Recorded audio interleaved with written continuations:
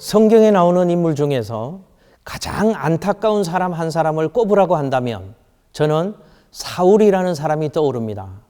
사울은 하나님이 주신 특별한 은혜와 복을 받았고 하나님의 부르심과 선택하심을 받았던 사람입니다.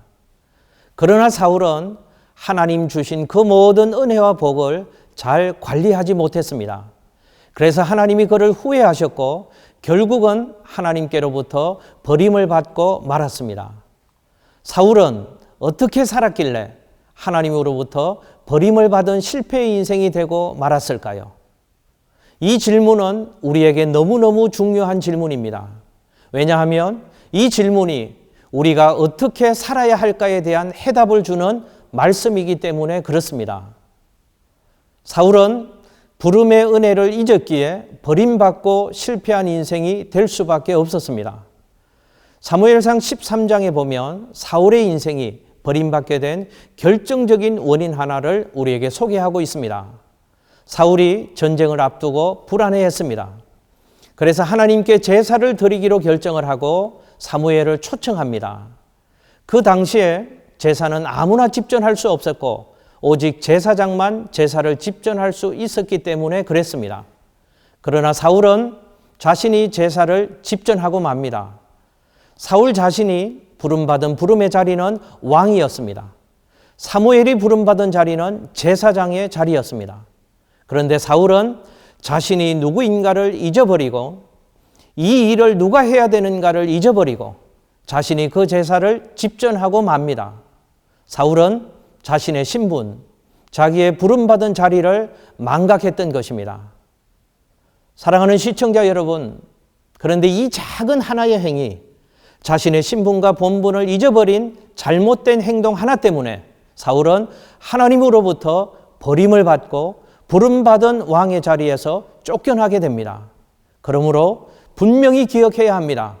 하나님이 나를 부르신 자리가 어디인가? 내가 해야 될 일이 무엇이며 내가 하지 말아야 될 일이 무엇인가? 저 사람이 부름받은 일이 무엇이며 내가 부름받은 일이 무엇인가를 분명하게 인식하며 살아야 우리 인생이 실패하지 않는 것입니다. 또한 사울은 작은 순종이 얼마나 중요한가를 잊어버리고 살았습니다. 사울이 아말렉과 전쟁을 하게 됩니다. 그 전쟁은 사울이 원했던 전쟁이 아니라 하나님이 사무엘 선지자를 통하여 사울 왕에게 하게 하신 전쟁이었습니다. 하나님이 한 가지 원칙을 제시해 주셨습니다. 아말렉을 진멸하되 아말렉의 모든 소유를 다 진멸하라는 명령이었습니다. 그런데 사울은 전쟁에 나가서 하나님의 말씀 그대로 순종하지 않았습니다.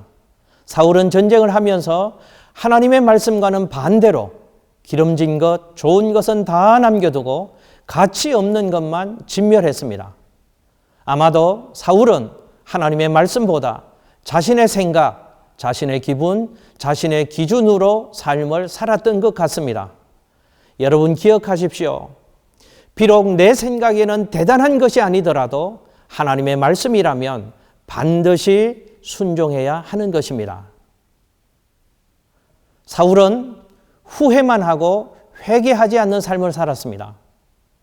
사람은 모두가 실수하며 살아갑니다. 실수에 있어서는 우리 모두가 자유할 수 없습니다. 문제는 실수했을 때 그 실수를 어떻게 처리하느냐, 이것이 중요합니다. 대부분의 사람들은 실수를 하면 변명이나 후회를 합니다.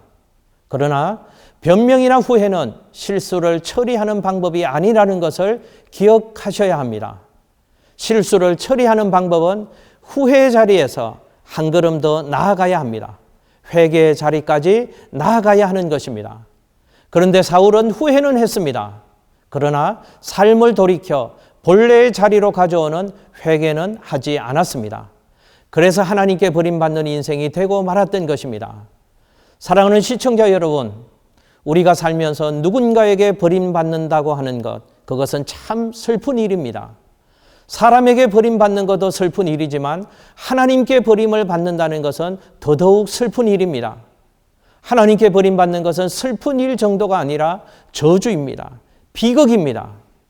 우리는 절대로 하나님께 버림받아 실패하는 인생 되지 말기를 주님의 이름으로 축복합니다.